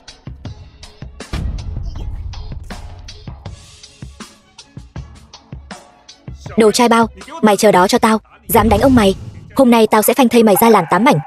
Vương Hạo phải không? Bây giờ tôi biết anh là ai rồi. Tôi sẽ cho loại trai bao như anh không bước ra được cửa này. Lục tổng, Lâm trợ lý. Lục tổng, xin lỗi, tôi đến muộn rồi. Lục tổng, anh ấy là Lục Vân Thâm. Hôm nay tôi dẫn Tiểu Tuyết đi dạo trung tâm thương mại. Mấy khối xếp hình mà Tiểu Tuyết vừa xếp đã bị con trai của anh ta đẩy đổ hết. Tôi Tôi sợ Tiểu Tuyết bị dọa, nên chẳng buồn tranh cãi với bọn họ, rồi dẫn Tiểu Tuyết đi luôn. Kết quả cái người phụ nữ này xông vào đấm đá tôi túi bụi. Chính cô ta đánh con trai em trước, em mới đánh trả đấy chứ. Sau đó cô ta lại đánh em ra nông nỗi này. Kiểm tra camera đi. Vâng, Lục tổng. Đắc tội ai không đắc tội, lại đi đắc tội Lục Vân Thâm. Bây giờ tôi cũng bị liên lụy rồi. Lục tổng. Chính người phụ nữ mặc áo trắng này động tay trước. Xin hỏi phải xử lý thế nào? Có cần báo cảnh sát không? Đừng báo cảnh sát. Tôi muốn cô ta xin lỗi Tiểu Tuyết. Mau xin lỗi đi. Xin lỗi, tôi chỉ là nhất thời bảo vệ con, quá nóng vội thôi. Xin cô đừng chấp nhất với tôi. Bảo con trai cô qua đây xin lỗi cùng. Con không thèm xin lỗi cái đồ nhát gan đó đâu. Không xin lỗi đấy. Không xin lỗi đấy. Siêu nhân điện quang của ta. Cậu làm hỏng nhà của ta. Ta làm hỏng siêu nhân điện quang của cậu. Coi như huề nhau. Triệu Vân, cô và con trai cô còn chưa xin lỗi Tiểu Tuyết. Xin lỗi, xin lỗi. Tiểu Tuyết, ta sai rồi. Cháu tha thứ cho chúng ta đi mà. Tiểu Tuyết, chúng ta có thể tha thứ cho họ không? Được rồi, các người có thể đi rồi. Lục tổng, tôi không quản con cái, cẩn thận, tôi cũng có lỗi. Xin lỗi.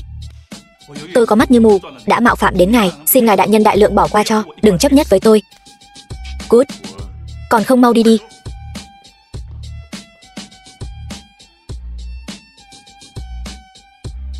Lục tổng, vừa rồi tôi đã sao chép lại đoạn camera đó rồi. Gửi cho tôi một bản. Vâng. Hôm nay bị làm trai bao, cảm giác như thế nào? Lục tiên sinh, cô đừng có gây chuyện đấy nhé. Lục tiên sinh, anh có muốn thử một lần cảm giác làm diễn viên không? Cô muốn ra tay rồi sao? Bọn họ ồn ào quá. Tôi cũng là bị ép buộc thôi mà. Vậy tôi có lợi ích gì? Anh ngàn vạn lần đừng nói mấy lời kiểu lấy thân báo đáp đấy nhé. Ngấy quá đi mất. Vậy thì tắm rửa sạch sẽ đợi lạnh. Tôi thật sự là hết nói nổi anh rồi. Đại ca xem tin tức chưa? Mẹ lợi hại quá. Chỉ cần ra tay một chút thôi, những người trước đây bắt nạt mẹ đều gặp xui xẻo rồi. Mẹ luôn luôn là tuyệt nhất. Đại ca, anh khi nào thì nhận lại ba vậy? Đúng vậy, chúng em còn đang chờ tụ họp với đại ca đó. Em sớm đã muốn cả nhà chúng ta đoàn tụ rồi. Không vội. Vì hạnh phúc nửa đời sau của mẹ, chúng ta còn phải khảo nghiệm ba chúng ta thêm nữa. Còn phải khảo nghiệm ba sao? Em thấy ba đối với mẹ là thật lòng đó chứ. Chỉ là miệng cứng thôi. Tiểu Tuyết, em là người nhìn thấu lòng người nhất. Vấn đề tình cảm của ba mẹ còn phải. Không sao, vậy thì em sẽ lo lắng nhiều hơn vậy. Hai cái người này thật là không bớt lo. Mẹ của mấy đứa trẻ, khi nào thì con cưới người ta về đấy? Cô ấy không muốn. Vậy sao con không nghĩ xem vì sao cô ấy lại không muốn chứ? Con sẽ cho cô ấy một hôn lễ long trọng, cũng cho cô ấy một danh phận. Con thật sự còn không bằng một đứa trẻ. Đầu gỗ. Đầu gỗ. Con cho rằng cô ấy thiếu một danh phận sao? Vậy ý cô ấy là gì? Tự con suy nghĩ cho kỹ đi. Đừng giống như cha con năm xưa phụ lòng mẹ con. Còn nhớ chuyện ầm ĩ trước khi ba con mất không? Ông nói là con riêng Lục Hạo, năm xưa bố con cầu xin ta để nó trước khi thành niên trở về nhà chúng ta. Vì đứa con riêng này, ông ta tốn không ít tâm cơ đấy. Con và mẹ con chịu khổ rồi.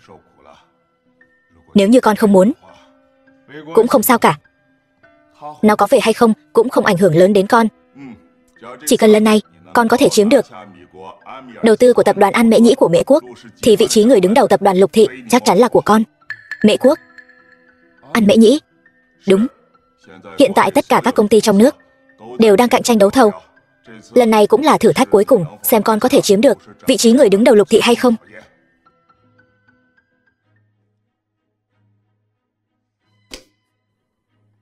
Nam Tiểu Yêu, cô còn ngủ được sao?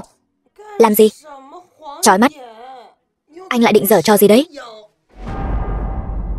Tôi hỏi cô lần cuối, rốt cuộc cô còn chuyện gì giấu tôi? Sao đến giờ anh vẫn không chịu tin tôi? Chuyển ra ngoài, không ở cùng anh nữa. Sao?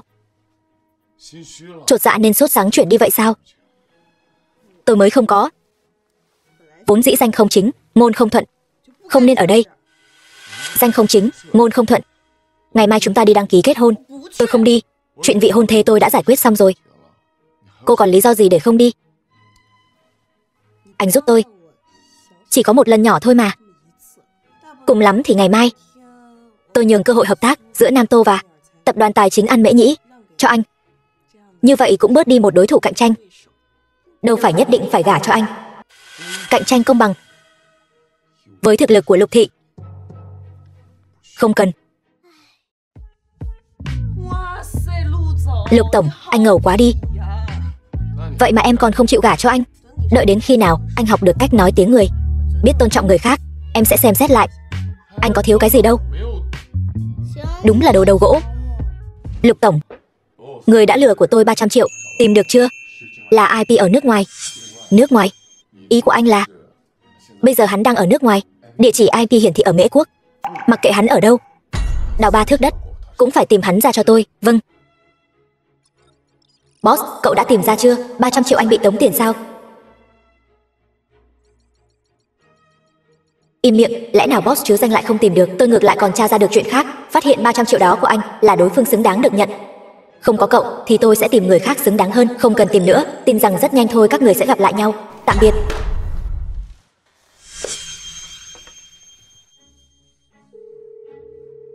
Alo, Tiểu Phong. Sao giờ này con lại nhớ ra gọi điện cho mẹ vậy? Không tiện sao?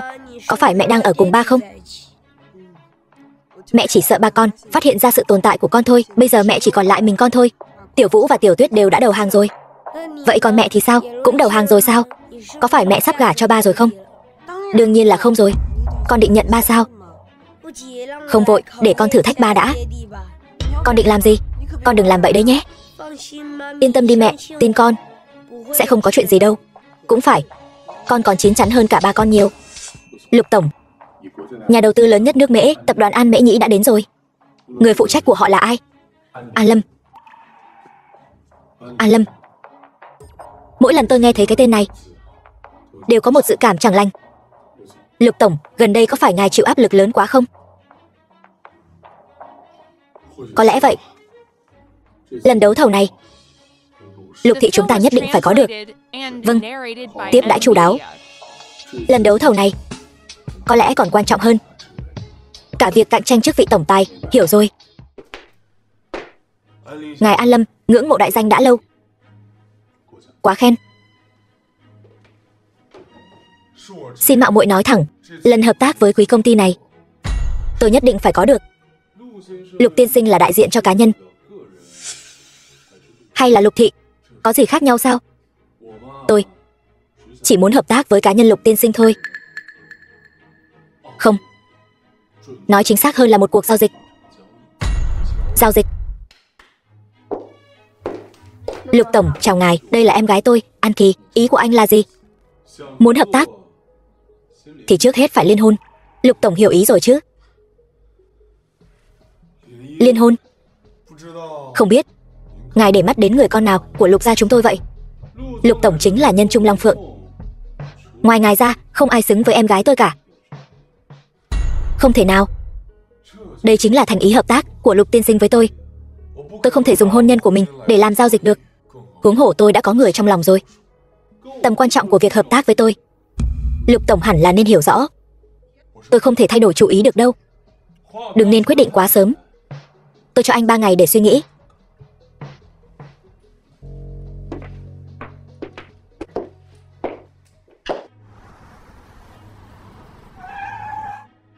Cứu tôi! Cứu tôi! Cứu tôi! Tránh ra! Cút đi, tôi đã báo cảnh sát rồi. Mày chờ đấy, để tao bắt được, nhất định tao sẽ không tha cho mày đâu. Cứu tôi sai rồi. Đưa tôi về khách sạn. Tôi đã báo cảnh sát rồi. Sẽ có người đưa cô về thôi. Sao anh lại thấy nguy mà không cứu thế? Tôi chạm vào người phụ nữ khác, vợ tôi sẽ ghen đấy. Anh... Sao anh lại máu lạnh như vậy?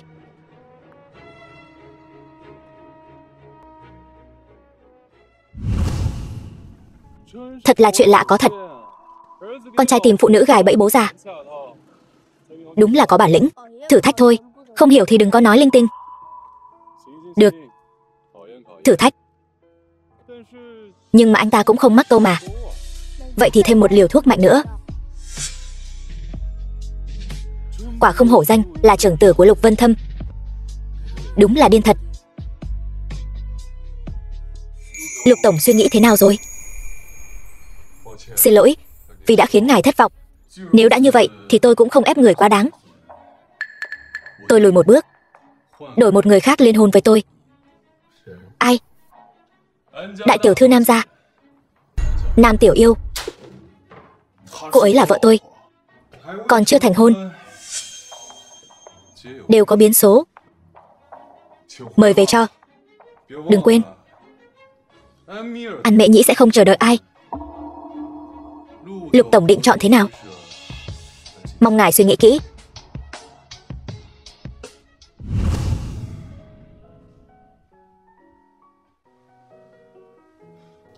Sao thế? Sao trông mệt mỏi thế? Tiểu Yêu, anh thật sự yêu em. Chúng ta ngày mai đi đăng ký kết hôn đi. Sao đột ngột vậy? Nếu như anh không có gì trong tay, em còn ở bên anh không? Đã xảy ra chuyện gì? Lục thị phá sản rồi sao? Nghe nói con từ chối điều kiện của An Mễ Nhĩ. Đúng vậy, điều kiện của đối phương quá khắc nghiệt.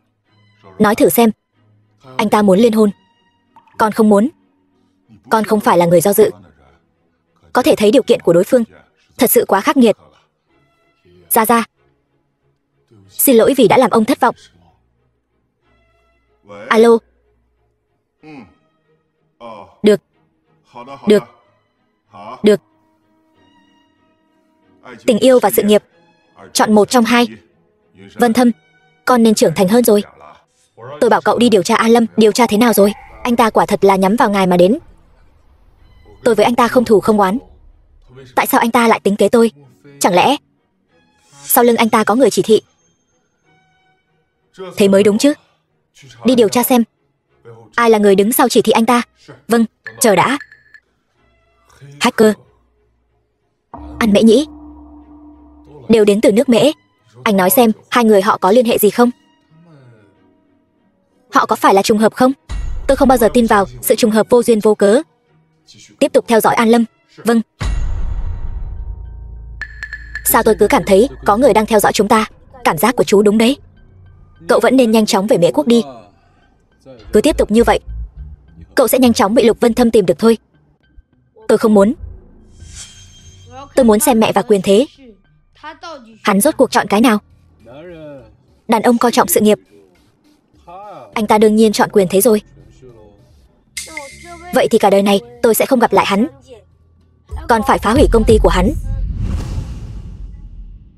Lục tổng, bên cạnh An Lâm có một đứa bé. Đứa bé? Vâng. Chưa từng nghe nói anh ta kết hôn mà. Sao lại có đứa bé? Xem ra đứa bé này rất quan trọng với anh ta. Anh muốn lấy đứa bé này làm điểm đột phá. Đi điều tra. Vâng. Tiếp cận đứa bé này, để cho người đàn ông bên cạnh nó từ bỏ yêu cầu hợp tác, trực tiếp hợp tác. Tôi sẽ không dây dưa với em nữa. Đứa bé nào? Tiêu rồi, sao hai người này đột nhiên về nước rồi? Tiểu Phong còn bị Lục Vân Thâm phát hiện nữa. Bây giờ anh đã bắt đầu ra tay với trẻ con rồi sao? Em có biểu cảm gì vậy? Sao? Em quen sao? Sao có thể quen được? Tôi không quen. Được. Vậy chuyện này giao cho cô làm. Hợp tác lớn như vậy, tôi sợ sẽ bị làm hỏng mất. Cứ yên tâm làm đi. Đã tra ra IP của hacker đó rồi, từ nước ngoài về nước rồi. Tốt lắm, tiếp tục theo dõi. Mẹ ơi, cuối cùng mẹ cũng đến rồi. Lẽ ra con không nên đến. Con có thể không đến sao? Tiểu Vũ và Tiểu Tuyết đều đã thất thủ rồi. Con sợ mẹ cũng sẽ thất thủ. Trong lòng con, mẹ của con dễ bị khuất phục đến vậy sao? Vậy mẹ không ngại nếu con cho hắn một chút thử thách chứ? Hắn ta đã bỏ rơi chúng ta bao nhiêu năm, anh ta cũng không hề hay biết. Nhưng anh ta thật sự nợ các con rất nhiều. Vậy thì xem lựa chọn của hắn ta đi.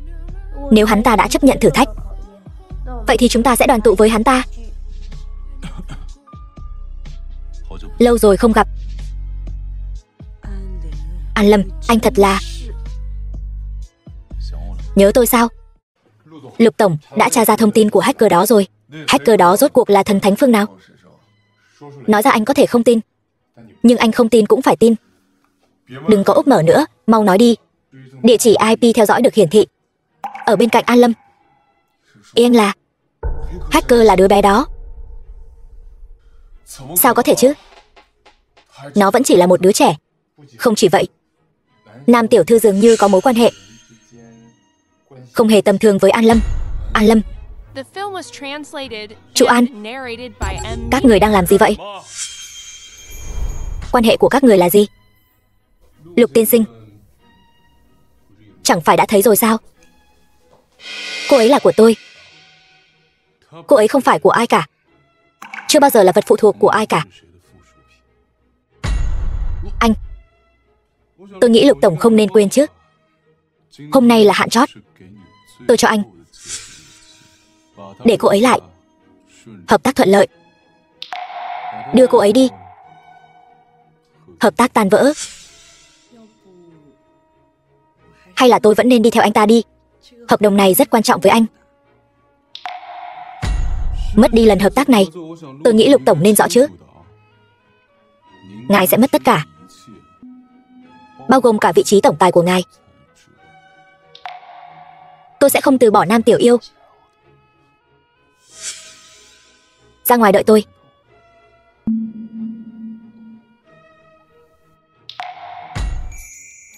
An tiên sinh, nếu anh không muốn tôi đưa anh ra tòa thì nên dừng lại đi. Anh kiện tôi với tội danh gì?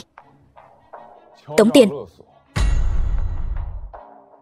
Muốn thêm tội thì lo gì không có cớ. Anh tống tiền tôi 300 triệu. Anh không nhận sao? 300 triệu.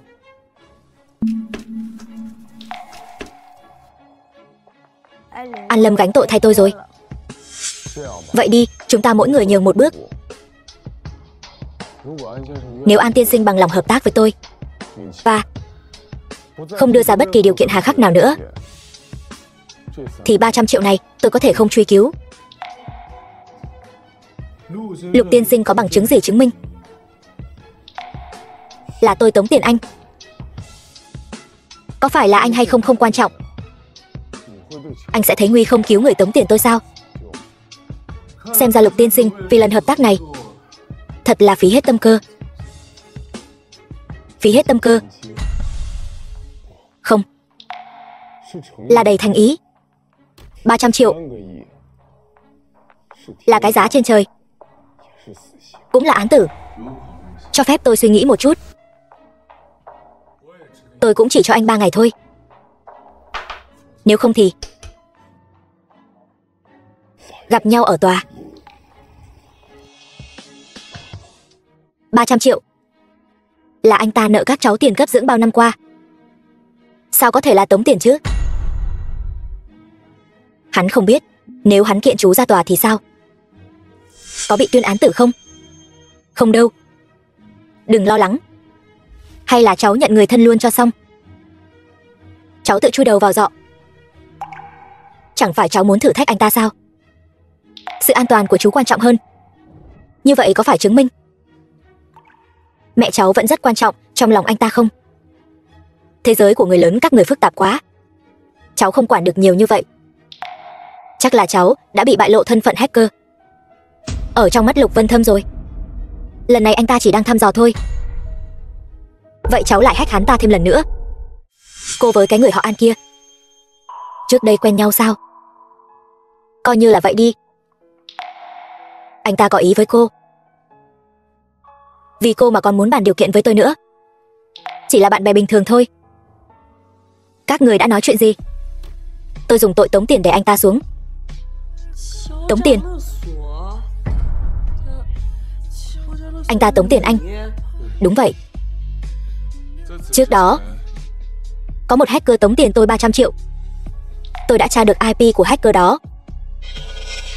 Ngay bên cạnh anh ta. Anh ta vì bảo vệ hacker đó chỉ có thể đồng ý điều kiện của tôi. Hacker tống tiền Lục Vân Thâm 300 triệu. Sao giống tác phong của Tiểu Phong vậy? Chẳng lẽ thật sự là Tiểu Phong làm? Boss, Kinh, cháu chính là hacker đã lừa ta 300 triệu đó. Ăn nói với sư phụ như vậy hả? Lễ bái sư của tôi đâu? Lừa ta 300 triệu, còn muốn làm sư phụ của ta? Nằm mơ đi. Xem ra ông vẫn còn muốn tôi hack hệ thống công ty ông thêm lần nữa. Cháu muốn gì? 20% cổ phần của Lục Thị. Không, 30% cổ phần. Gặp nhau ở tòa, ông không muốn cưới vợ nữa sao?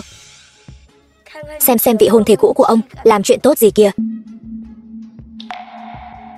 Gì cơ? Cô ta lại còn liên hợp với Nam Nguyệt hãm hại Nam Tiểu Yêu. Ông định làm gì? Đến Hứa ra.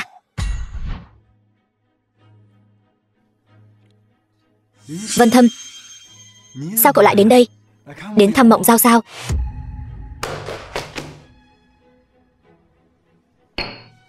Xem đi, bá phụ Hứa. Tất cả đều là Mộng Giao làm. Sao có thể? Nếu nhà họ Hứa không nỡ dạy dỗ cô ta, tôi không ngại ra tay. Đừng. Mộng Giao bị ông nội nó cưng chiều hư rồi. Tôi tìm cách cho nó ra nước ngoài du học. Cuối cùng cũng thông suốt rồi. Nếu con có thể có được trái tim của Tiểu Yêu, vậy thì mùng 8 tháng sau cho cô ấy đường đường gả vào nhà chúng ta. Lục Hạo cũng sẽ tham dự hôn lễ của con. Bố, Lục Hạo, con riêng Lục gia, em của Lục Vân Thâm, 8 năm rồi. Cuối cùng ông nội cũng cho phép con về rồi. Lần này con nhất định phải lấy lại tất cả những gì thuộc về con. Các người là ai? Chúng tôi là ai không quan trọng. Tôi muốn cùng anh bàn một giao dịch. Tôi và cậu ấy làm con tin của anh. Anh làm tân lang của Nam Tiểu Yêu. Tại sao các người lại giúp tôi? Anh không phải muốn báo thù Lục Vân Thâm sao? Phải. Được. Thành giao.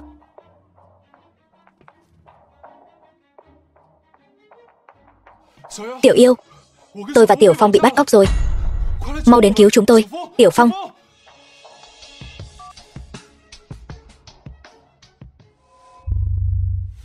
Anh là ai? Rốt cuộc anh muốn làm gì? Anh mau thả họ ra. Làm một giao dịch đi. Tiểu mỹ nhân, chỉ cần anh đồng ý thả họ ra, tôi nguyện ý đáp ứng mọi yêu cầu của anh. Được.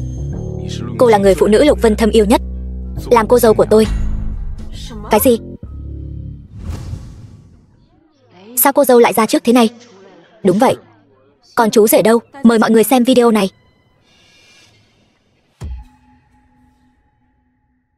8 năm trước, Lục Hạo đã cho tôi rất nhiều tiền, bảo tôi ở trên xe của Lục Vân Thâm giở trò. Sau đó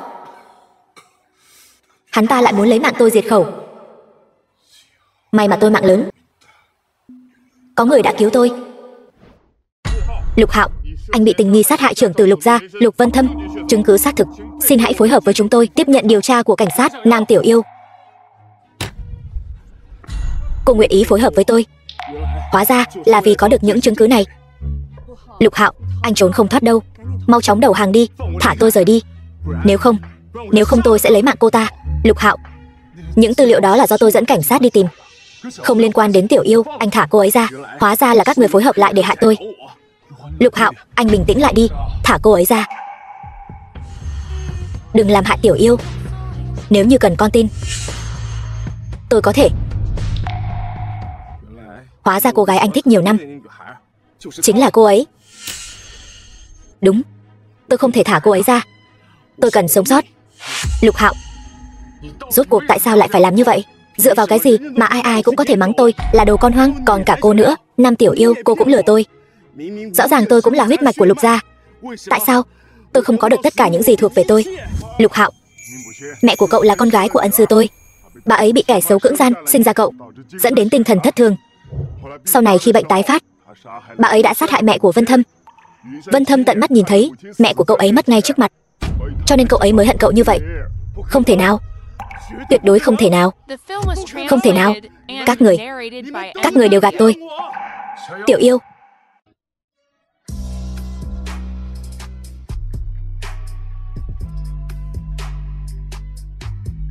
các người đều gạt tôi.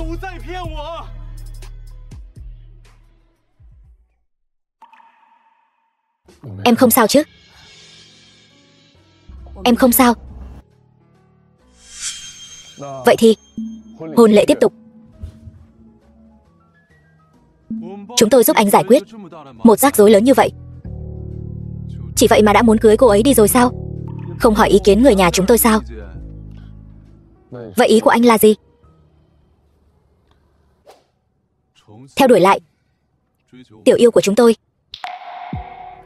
Được, tôi theo đuổi.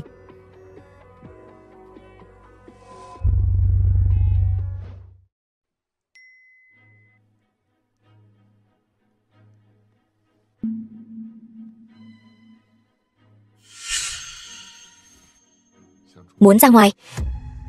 Nghĩ kỹ rồi chứ? Lần cuối cùng.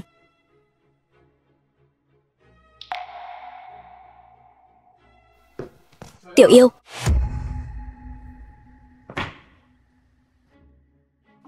Không phải anh đi làm chui rồi sao? Còn sống sao? Trốn ra được. Tôi giỏi không?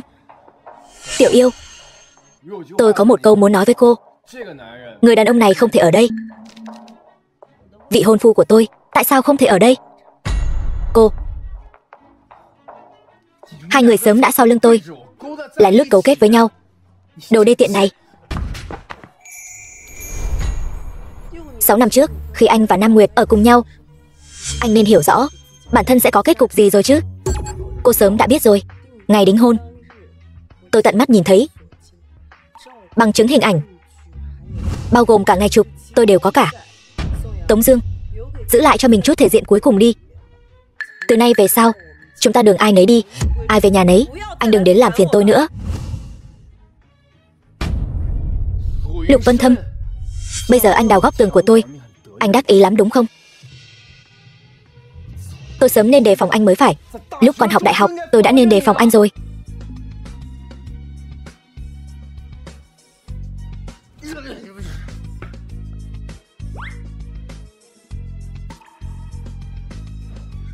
Nói đi, là sao? Tống Dương là đàn anh cùng khoa đại học với tôi.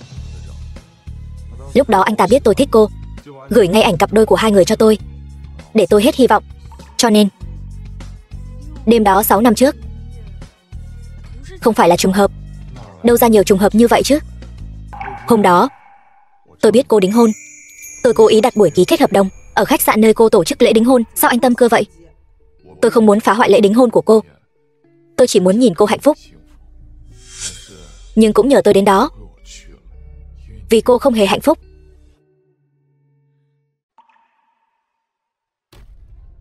Sáu năm trước. Chúc mừng Vân Thâm ca, thành công giành được dự án lớn của Nam Đằng. Cảm ơn.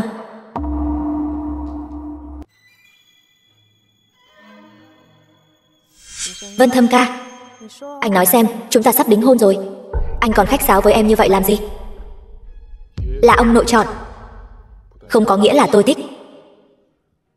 Tôi còn có việc, đi trước đây. Lát gặp lại nha, Vân Thâm ca.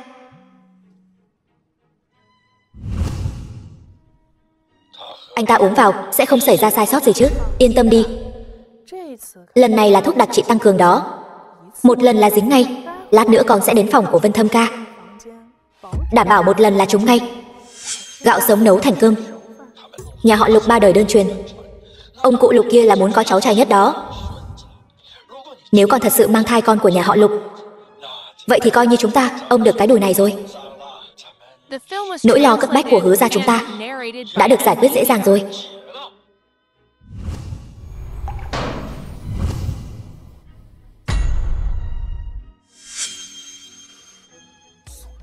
Tống Dương, đồ khốn kiếp. Lục tổng, ngài, có phải ngài không khỏe trong người không? Hay là về phòng nghỉ ngơi trước đi. Phòng số 9, chỗ này cứ để tôi trông. Trông chừng bọn họ cho kỹ vào. Vâng.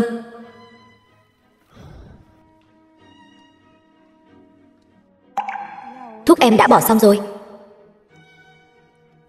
Yên tâm đi, 3 tên bợm rượu ở phòng số 6 đủ để chơi xỏ cô ta rồi.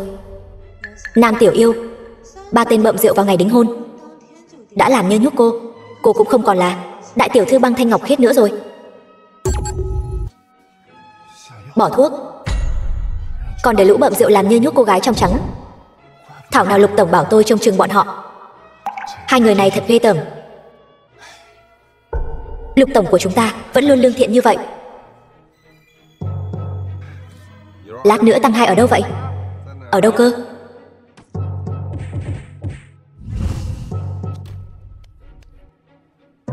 Xong rồi. Vậy nên hôm đó anh cố tình vào nhầm phòng của em. Anh không có. Hôm đó số phòng của em bị hỏng, vừa hay cửa cũng không đóng, nên anh mới. Anh còn thấy lạ nữa chứ. Nhưng cũng may là em.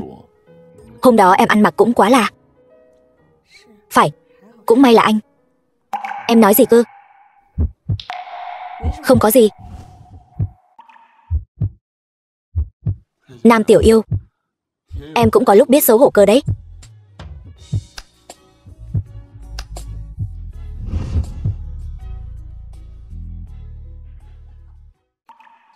Đã đến lúc thêm chút lửa rồi nhị ca. Cho ba của chúng ta uống chút thuốc mạnh vào. Như vậy không hay đâu nhỉ? Anh còn cần ba nữa không hả? Vâng, công chúa.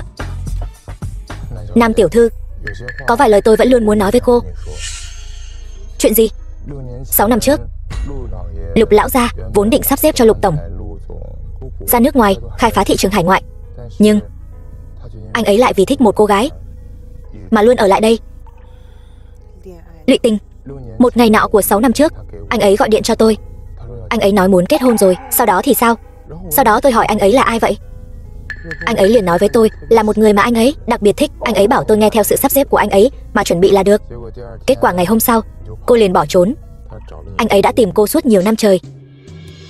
Trợ lý Lâm, anh nói nhiều thật đấy. Trời ơi, tôi nói cho cô biết, câu này tôi đã kìm nén lâu lắm rồi. Thật đó, tôi chưa từng thấy anh ấy khóc bao giờ. Một cô gái mà anh ấy thầm mến 10 năm trời bỏ trốn, anh ấy đã khóc nguyên một đêm. Nam tiểu thư, tôi nói cho cô biết, anh ấy thật sự thích cô, thật sự rất thích cô. Thật đó. Anh biết quá nhiều rồi đấy. Xuống xe.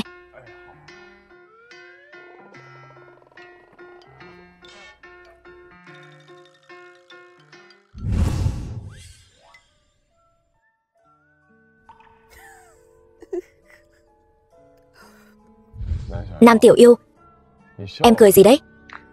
Nếu như em uống nhầm thuốc, bây giờ chúng ta đến bệnh viện rửa ruột vẫn còn kịp đấy. Không phải. Bây giờ anh vẫn là trong thời gian khảo sát, từ người theo đuổi đến lúc làm chồng. Sao anh ăn nói cay nghiệt thế? Anh đã nghĩ kỹ chưa? Em thành thật khai báo đi. Hôm nay anh sẽ về làm đồ ăn ngon cho em. Vậy nếu em không thành thật khai báo thì sao? Vậy thì cũng phải làm đồ ăn ngon cho em. Thế này mới đúng chứ. Ngoan như vậy từ sớm thì giờ này đã có đứa thứ tư rồi. Nhà tôi không có đầu bếp, ăn tạm đi. Anh làm sao? Đúng vậy, em mau nếm thử đi. Nếu em thích ăn, sau này mỗi ngày anh đều làm cho em ăn.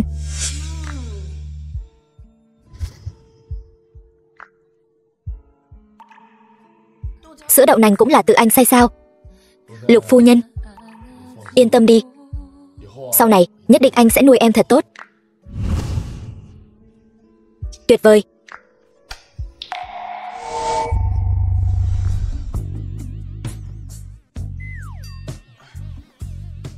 Anh đau bụng.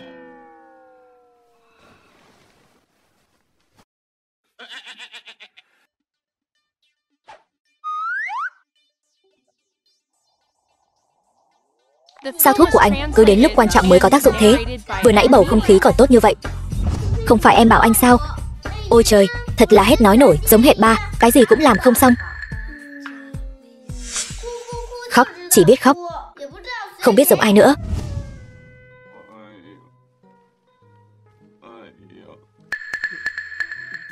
Đau bụng.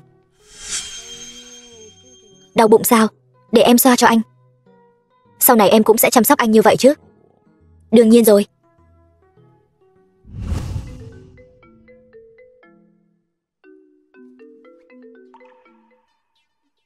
Bạn thân tìm em có việc, em ra ngoài một lát. Đợi đã. Bạn thân? Em có bạn thân từ khi nào vậy? Hơn nữa, em còn có chuyện gì anh không được biết sao? Cái tính chiếm hữu của anh lại đến rồi đấy sao? Đàn bà làm việc, đàn ông bớt quản đi. Em...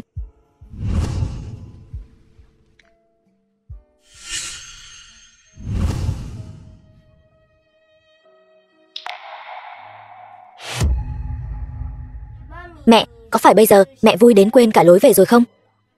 Đừng quên là con vẫn chưa nhận tổ quy tông với Lục Vân Thâm đâu đấy. Vậy con định khi nào thì nhận tổ quy tông với ba? Gần đây. Anh ta cũng được đấy chứ.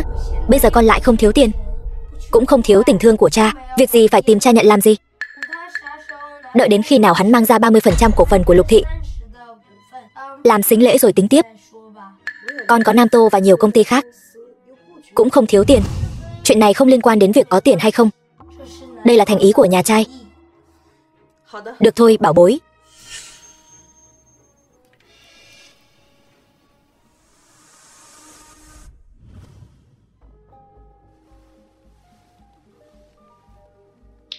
Gọi điện cho ai đấy? Trông thân mật thế. Có ai đâu. Anh nghe nhầm rồi đấy.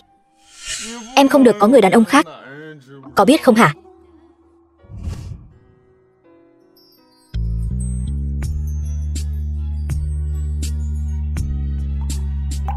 Lâm Lãng, đi điều tra cho tôi. Ngoài An Lâm ra, Nam Tiểu Yêu còn tiếp xúc với người đàn ông nào khác không? Luôn có cảm giác cô ấy còn chuyện gì đó giấu tôi. Vâng. Điều tra suốt. Tôi giống như cục điều tra liên bang ấy. Mỗi ngày cho tôi bao nhiêu tiền vậy hả? Chẳng trách Nam tiểu thư người ta không đồng ý kết hôn. Cái bệnh đa nghi này thật sự phải chữa trị.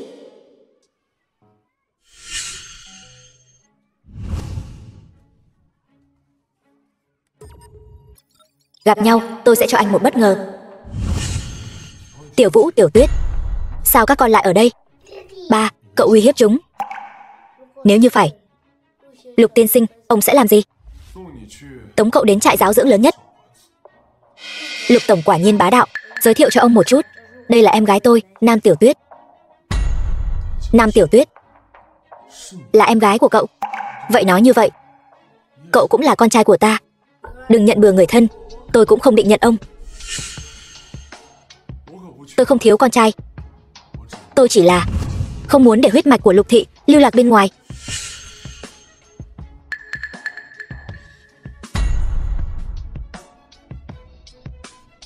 Ông bắt đầu nghi ngờ tôi từ khi nào? Từ khi cậu về nước và ngày đầu tiên gặp An Lâm, tôi đã phái người bí mật lấy tóc của cậu đi giám định. Ông dựa vào đâu mà cho rằng tôi là con trai ông? Tôi cũng không chắc chắn.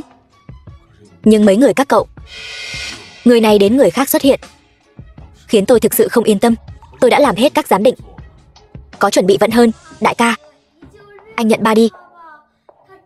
Ba thật sự cũng được đấy.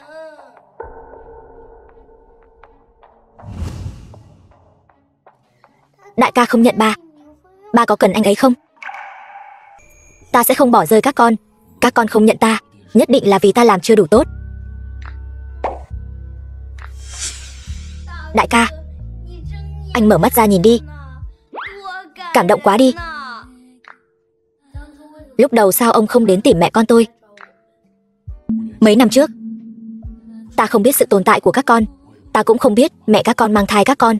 Nhưng chuyện này, suy cho cùng vẫn là lỗi của ta. Tiểu Phong, con hách hệ thống tập đoàn của ta là đang báo thù những năm qua. Ta đã bỏ rơi mẹ con các con đúng không? Trong giới đều nói ông là kẻ giả tạo, vì đạt được mục đích mà không từ thủ đoạn, lạnh lùng bạc tình, trở mặt không nhận người. Tôi thừa nhận lúc đó tôi đã quá chủ quan quyết đoán. Con đoán xem các tổng tài khác đánh giá ta thế nào? Bọn họ nói có một bầu nhiệt huyết dại dột và lòng tốt nực cười. Nếu không phải có đầu óc kinh doanh khá tốt và tinh thần sự nghiệp mạnh mẽ, e rằng đã sớm bị bọn họ đuổi ra khỏi giới tổng tài rồi. Ông tự khen mình cũng hơi quá đấy. Con còn không phải giống ta sao? Mọi người,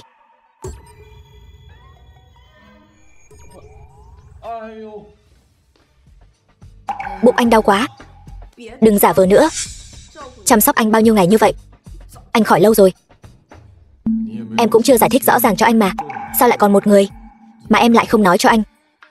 Thứ gì quá dễ có được thì anh lại không biết trân trọng. Anh đã nợ các con quá nhiều rồi. Phần còn lại tự anh giải quyết đi. Vâng. Cũng nên học cách trưởng thành rồi. Phải học cách yêu người khác. Đúng vậy. Anh đó chính là quá sĩ diện, lại còn thích ra vẻ tổng tài. Bệnh đa nghi, tính kiểm soát lại cao. Có miệng mà không nói, chỉ biết một mình ở sau lưng lén lút khóc thút thít.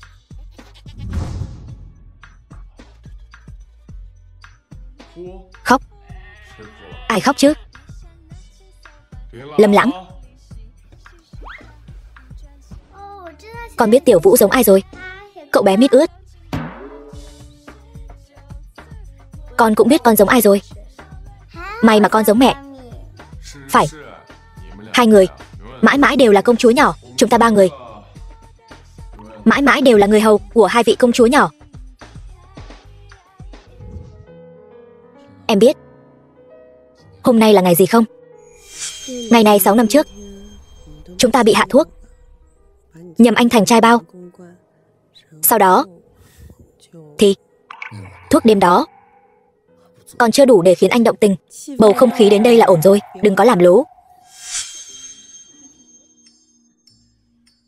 Lâm Lãng, cậu không muốn làm việc nữa có phải không? Ôi trời, ba vị tổ tông nhỏ, đi nhanh thôi.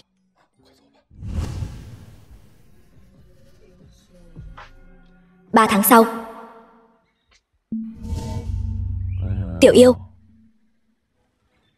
Tiểu Yêu. Nam Tiểu Yêu. Nam Tiểu Yêu. Tiểu Yêu.